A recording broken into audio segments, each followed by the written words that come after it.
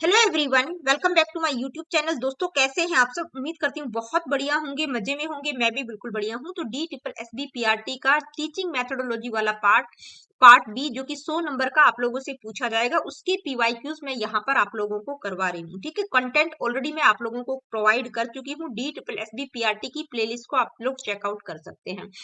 अभी रिसेंटली कुछ बच्चों के कमेंट्स आ रहे थे बार बार कि मैडम प्लीज पीवाईक्यू स्टार्ट कर दीजिए, पीवाईक्यूज कर दीजिए। तो इसलिए मैं पीवाईक्यूज की ये सीरीज आप लोगों के लिए लेकर आ गई हूँ। आज ये लेक्चर 6 रहेगा और आज की इस वीडियो में हम 10 नवंबर 2018 शिफ्ट 1 का पेपर डिस्कस करेंगे और ये पार्ट 3 है, यानी कि पहले 70 क्वेश्चन मैं आप लोगों को करवा चुकी हूँ इस पेपर के। और आज की इस वीडियो में हम लास्ट के जो बचे हुए 30 क्वेश्चन है उनको डिस्कस करेंगे, यानी कि 71 से लेके 100 तक क्वेश्चन रहेंगे।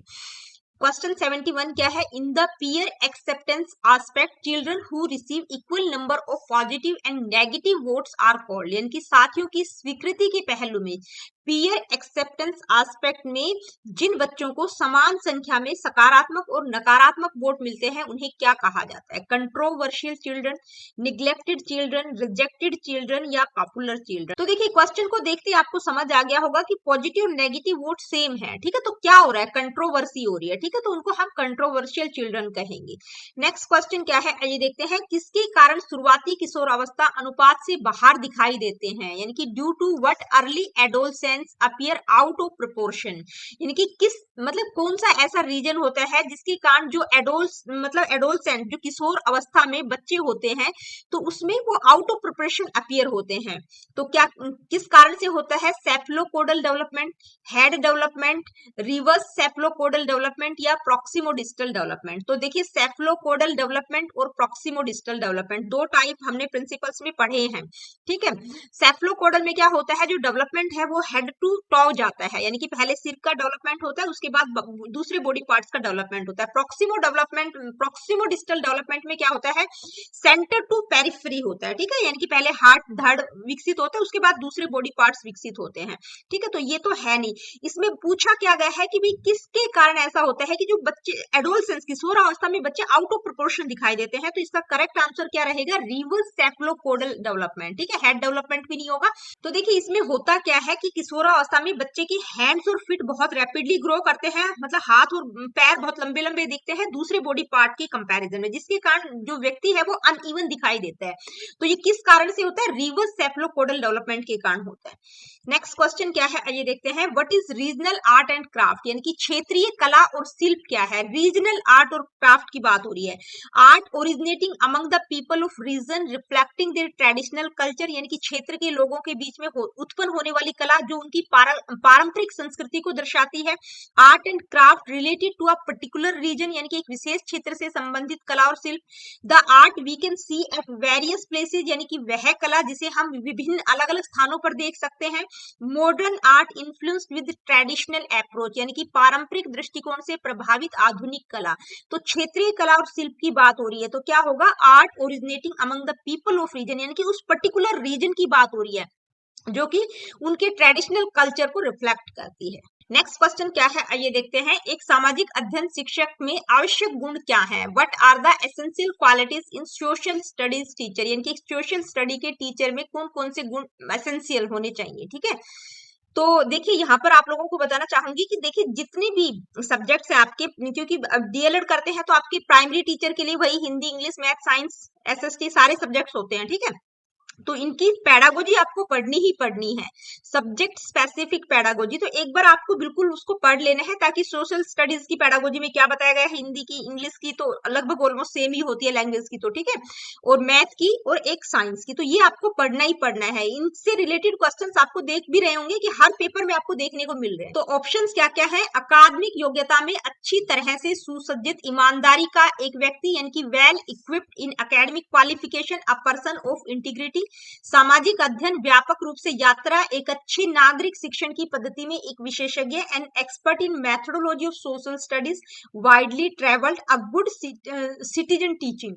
अकादमिक योग्यता मानव गुणों और सामाजिक मुद्दों की गहरी समझ के साथ सुसज्जित यानी कि equipped with academic qualification, deep understanding of human qualities and social issues.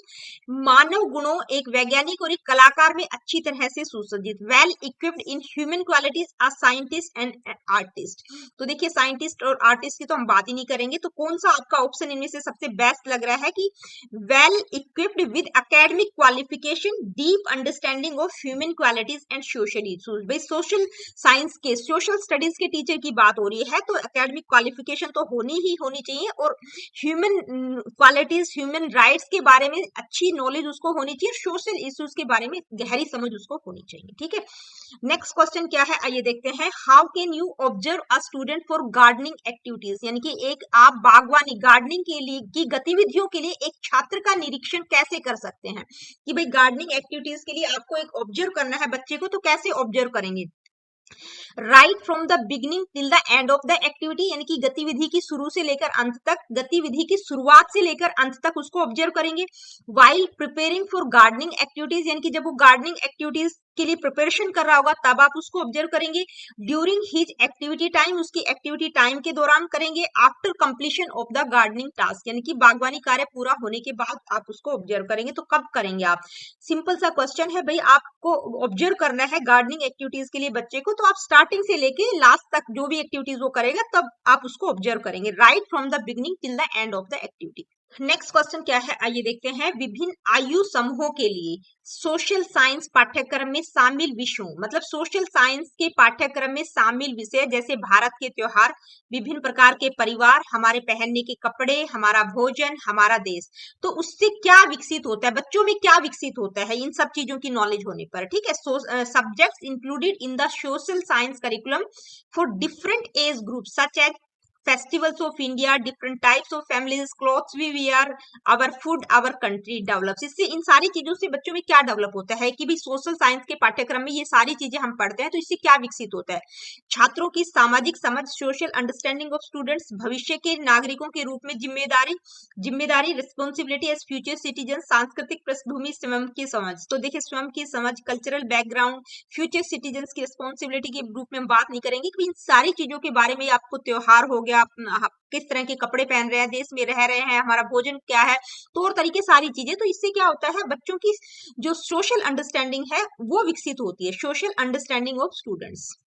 Next question क्या है आइए देखते हैं। पर्यावरण शिक्षा अनुशासन में कई और बहुस्तरीय क्षेत्र हैं, यह मुख्य रूप से किन मुद्दों पर केंद्रित है। Environmental education discipline has many and multi level fields, यानी कि इन्वायरमेंटल एजुकेशन में बहुत सारे मल्टी लेवल फील्ड्स होते हैं। It mainly focuses on which issues, तो ये किन इश्यूज पर फोकस करती है। Sustainable use of resources, interpersonal between living beings and environment, environmentally literate citizens. Next है ecosystem, biodiversity, richness and potential threats, causes and consequences of natural and induced disasters and pollution, problems of pollution, health, sanitation, resource management। तो देखिए किस पर focus करती है, sustainable use of resources, यानी कि संसाधनों का टिकाऊ उपयोग, जीवित प्राणियों के बीच अंतर संबंध, और मतलब लिविंग बींग्स और पर्यावरण के बीच क्या इंटर रिलेशनशिप है, और इन्वायरमेंटली लिटरेट चिल्ड्रन, यानी कि पर्यावरण के बारे में जो साक्षर नागरिक है उस के ऊपर ये फोकस करता है। ठीक है, तो आपका ऑप्शन ए ही करेक्ट होगा। देखिए अगर हम बी ऑप्शन की बात करें, ecosystem, biodiversity, richness and potential threats, तो ये किस चीज पर फोकस करते हैं, variety of life on earth and the specific risk facing natural system. ठीक है, यानी कि जो डिफरेंट वैरायटी ऑफ लाइफ है हमारे अर्थ पर और अलग अलग स्पेसिफिक रिस्क जो हम फेस करें नेचुरल सिस्टम में, उसकी बात की गई, पोटेंशियल थ्रेट की बात की गई। Causes and consequences of natural and induced disasters and pollution, यानी कि ये क्या है, मतलब जो डैमेज हो रहा है किसके कारण, ह्यूमन टॉक्सिन्स के कारण, उसकी बात की गई है। Problems of population, health, sanitation, resource management, तो ये किस पर फोकस करता है, several different social and management issues related to how large group of people live, यानी कि population, health, sanitation, resource management की बात की गई, प्रॉब्लम्स की बात की गई है। ठीक है। तो सबसे बेस्ट ऑप्शन क्या है? सस्टेनेबल यूज ऑफ रिसोर्सेज, यानी कि संसाधनों का टिकाऊ उपयोग होना चाहिए।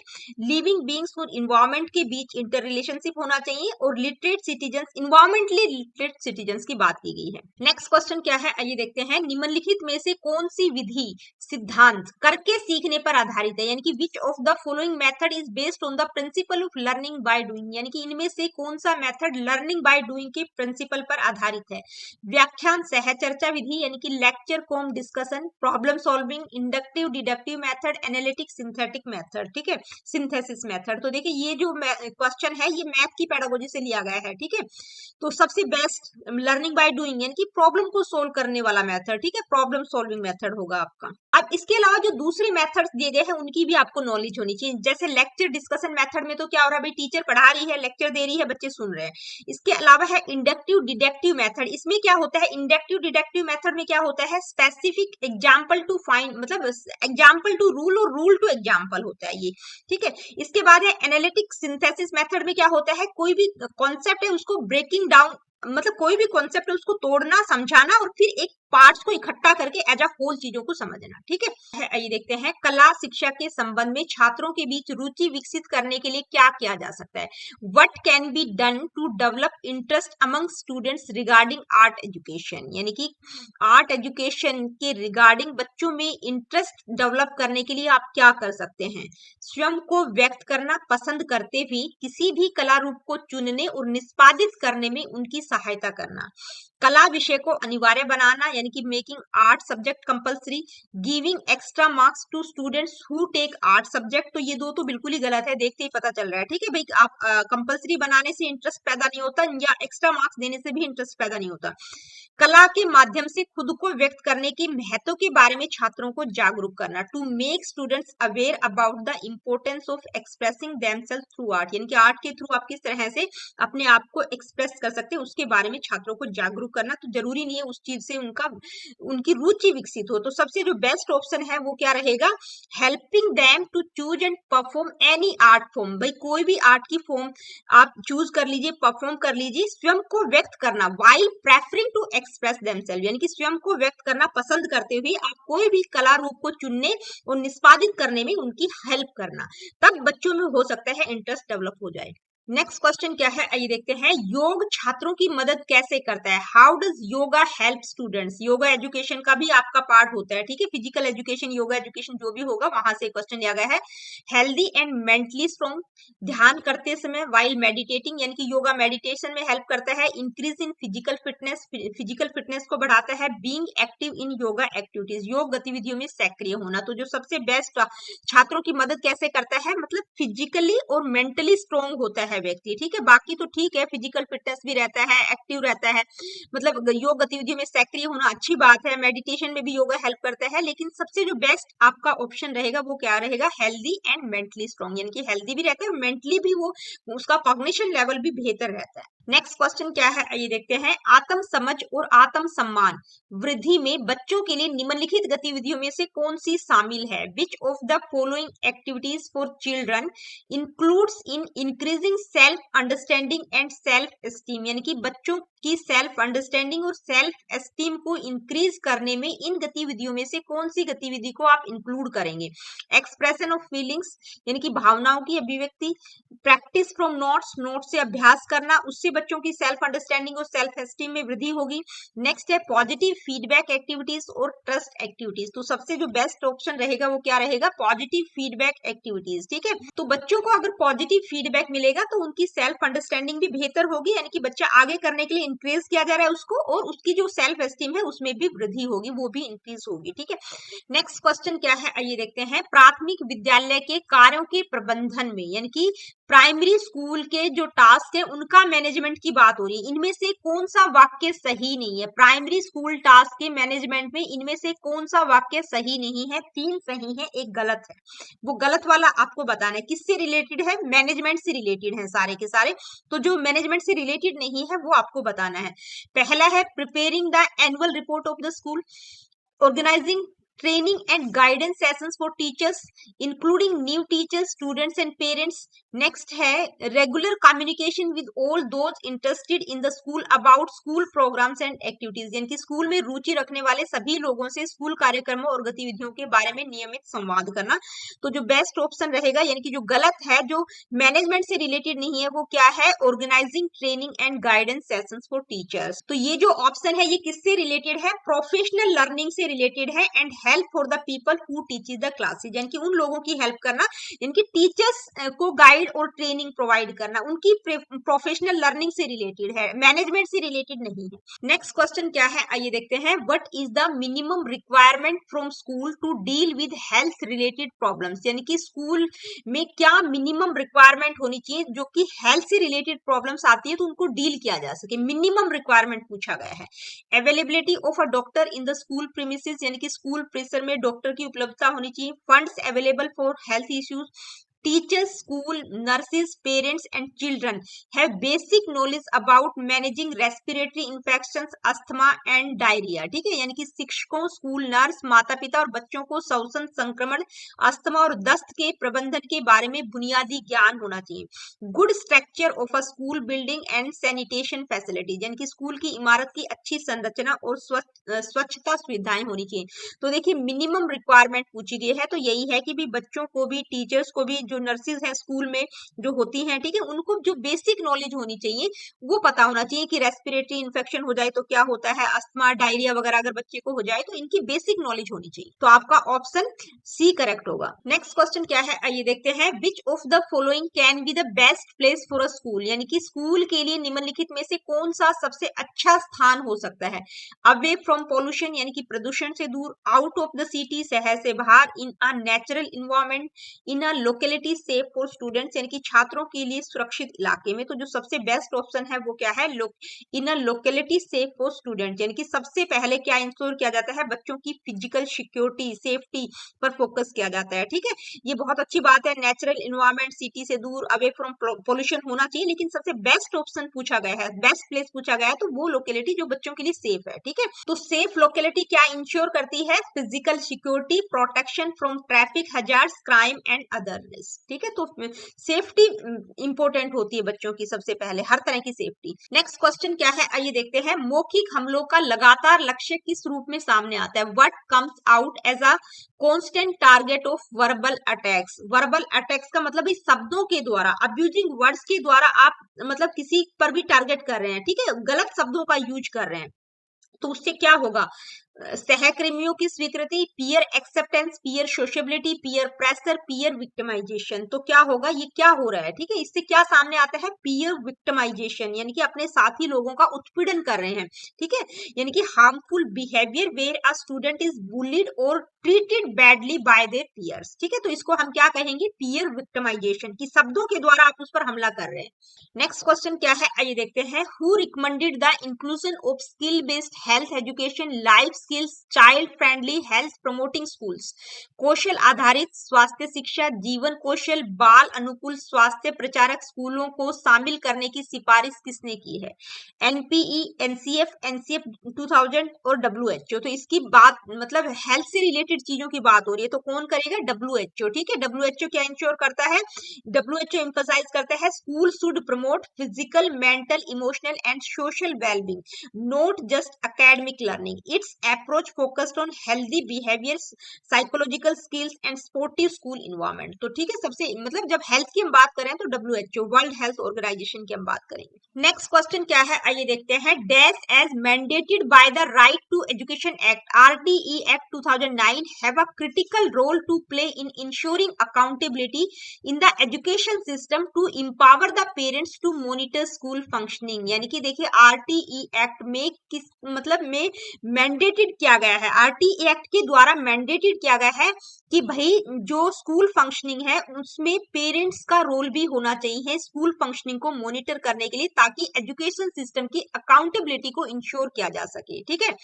तो किसको मतलब आरटीई एक्ट में किसको क्या मैंडेटेड किया गया है, school management committee, school monitoring council, school meeting centre, school management council. तो किसको किया गया है, स्कूल मैनेजमेंट कमेटीज। ठीक है, आरटीई एक्ट क्या कहता है कि school management committees are mandated mandated bodies, ठीक है, ये मैंडेटेड बॉडीज हैं कि भाई इनमें पेरेंट्स का भी रोल होना चाहिए ताकि स्कूल फंक्शनिंग को मॉनिटर किया जा सके, ठीक है।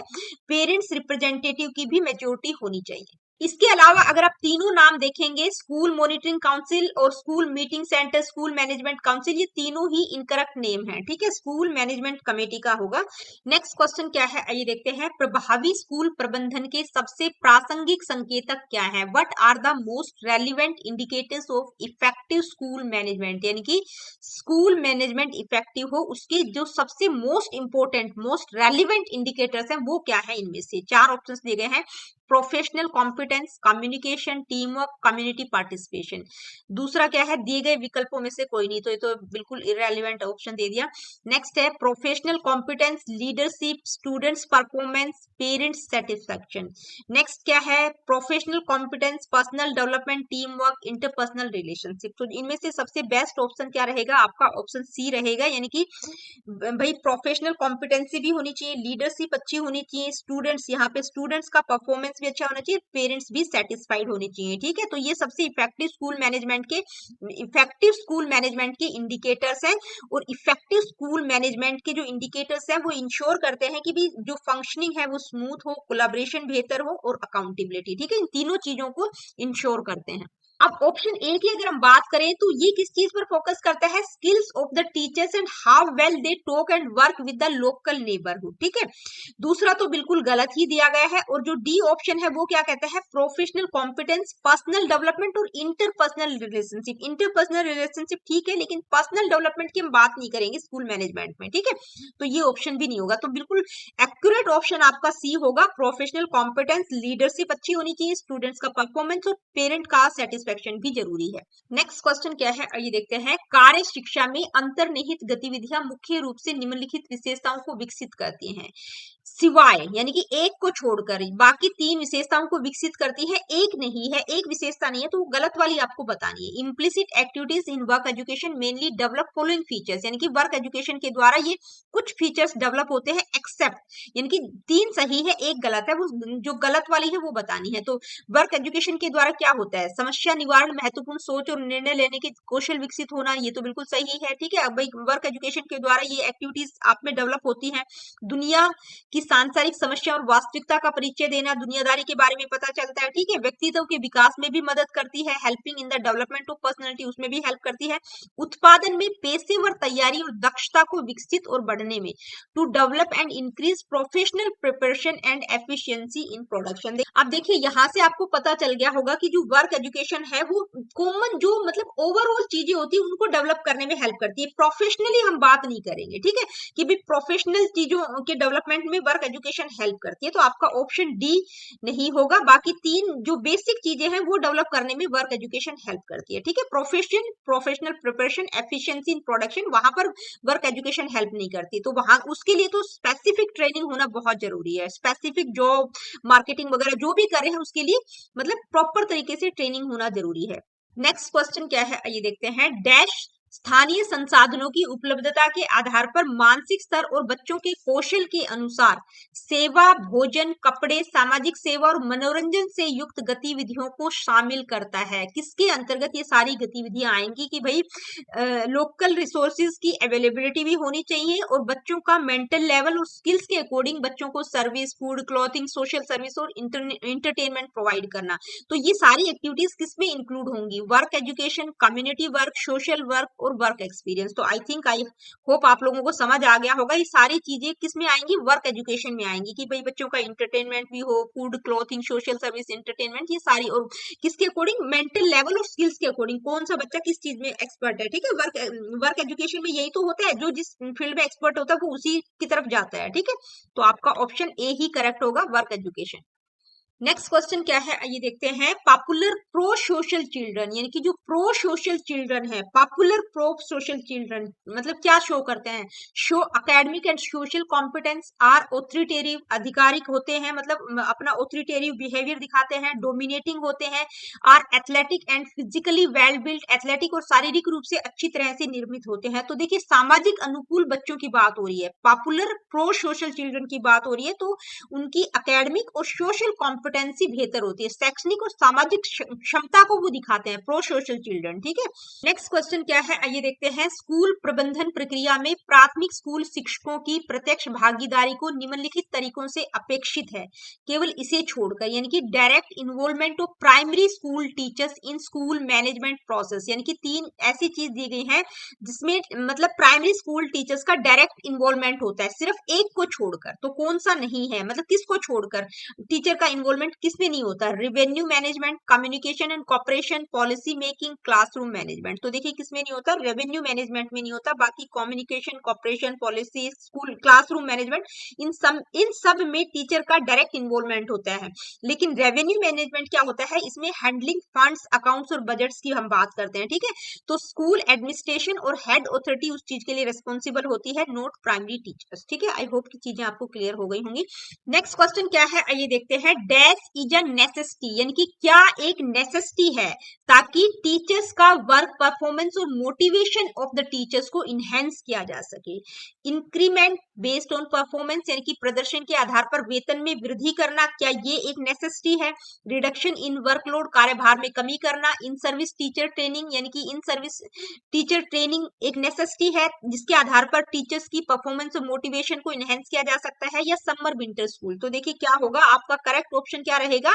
इन सर्विस टीचर ट्रेनिंग, यानी कि जो टीचर्स ऑलरेडी लगे हुए हैं उनकी परफॉर्मेंस और बेहतर हो सके, उनको मोटिवेट किया जा सके, उसके लिए in service teacher training necessity है। ठीक है, बहुत जरूरी है। अब इन सर्विस टीचर ट्रेनिंग में होता क्या है कि जो टीचर्स ऑलरेडी लगे हुए हैं स्कूल में उनकी टीचिंग को और इनहेंस करने के लिए टीचिंग प्रोग्राम्स ऑर्गेनाइज करना। नेक्स्ट क्वेश्चन क्या है आइए देखते हैं। How should children be protected from ultra violet radiation, यानी कि बच्चों को पराबैंगनी विकिरण, अल्ट्रा वायलेट रेडिएशन से कैसे बचाया जाना चाहिए?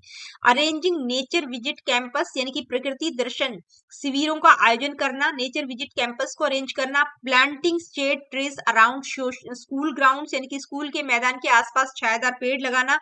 Allowing ventilation in the class, कक्षा में वेंटिलेशन की अनुमति देना, वेंटिलेशन होना चाहिए। टेकिंग स्टूडेंट्स ऑन ग्राउंड, छात्रों को मैदान पर ले जाना। तो इनमें से बेस्ट ऑप्शन क्या रहेगा कि भी बच्चों को पराबैंगनी विकिरण से कैसे बचाया जा सकता है? Planting shade trees around school grounds, क्योंकि जो अल्ट्रा वायलेट रेडिएशन होती है वो डायरेक्टली सनलाइट से आती है जो कि बच्चों की स्किन और आईज को नुकसान पहुंचाती है। ठीक है, तो उसके लिए ज्यादा से ज्यादा पेड़ लगाए जाने चाहिए स्कूल के ग्राउंड के आसपास। नेक्स्ट क्वेश्चन क्या है आइए देखते हैं। Nutrition and food safety, water quality, air quality, sanitation facilities, transportation, waste facilities design, construction, renovation and maintenance, grounds, hazardous material storage, pesticides use, purchasing. ठीक है, कम्स अंडर, यानी कि ये सारी चीजें पोषण और खाद्य सुरक्षा, पानी की गुणवत्ता, वायु गुणवत्ता, स्वच्छता सुविधाएं, परिवहन, अपशिष्ट सुविधाओं का डिजाइन, निर्माण, नवीनीकरण और रख रखाव, आधार, खतरनाक सामग्री भंडारण, कीटनाशक का उपयोग और खरीद, ये सारी चीजें किसके अंतर्गत आती हैं?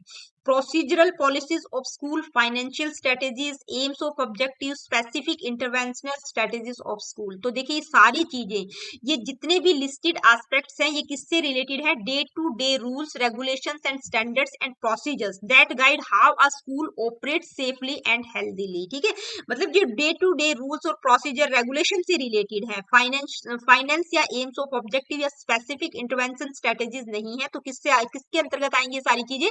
Procedural policies of the school. ठीक है, तो ये जितने भी एस्पेक्ट्स बताए गए हैं ये सारे के सारे किसके अंतर्गत आएंगे? School policies and procedures, not by finances और आइसोलेटेड इंटरवेंशंस। ठीक है, तो ये सारे के सारे procedural policies of the school के अंडर आएंगे। नेक्स्ट क्वेश्चन क्या है आइए देखते हैं। Is defined as any student centered school community interaction, यानी कि स्कूल कैसा है? स्टूडेंट सेंटर्ड है, छात्र केंद्रित स्कूल है और सामुदायिक संपर्क के रूप में परिभाषित किया जाता है। किस चीज को, किसको डिफाइन किया जाता है? जो कि डायरेक्टली और इनडायरेक्टली सपोर्ट करता है बच्चों की physical emotional and educational needs को। तो किसके अंतर्गत, मतलब कौन सी चीज डिफाइन करती है कि भाई स्टूडेंट सेंटर्ड स्कूल भी है और कम्युनिटी का इंटरेक्शन भी है। ठीक है, छात्र केंद्रित स्कूल और सामुदायिक संपर्क के रूप में परिभाषित किया जाता है। किसको परिभाषित किया जाता है? कम्युनिटी प्रोटेक्शन को, कम्युनिटी वॉलंटियर को, पब्लिक हेल्थ एसोसिएशन को या कम्युनिटी पार्टिसिपेशन को। तो आई होप हम समझ गए होंगे कम्युनिटी पार्टिसिपेशन। ठीक है, कम्युनिटी पार्टिसिपेशन में क्या इन्वॉल्व होता है? कोलैबोरेशन होता है स्कूल और कम्युनिटी का, ताकि बच्चों की होलिस्टिक डेवलपमेंट को सपोर्ट किया जा सके, ठीक है। और ये किस चीज पर फोकस करता है, स्टूडेंट सेंटर्ड पर फोकस करता है, making learning and sports systems more effective, यानी कि लर्निंग और स्पोर्ट्स सिस्टम को और ज्यादा इफेक्टिव बनाता है, ठीक है। यानी कि कम्युनिटी इंटरेक्शन की भी बात हो रही है, स्टूडेंट सेंटर्ड स्कूल, ये दोनों मिलकर किस चीज को डिफाइन करते हैं, कम्युनिटी पार्टिसिपेशन को, कम्युनिटी प्रोटेक्शन वॉलंटियर या पब्लिक हेल्थ एसोसिएशन को नहीं करते।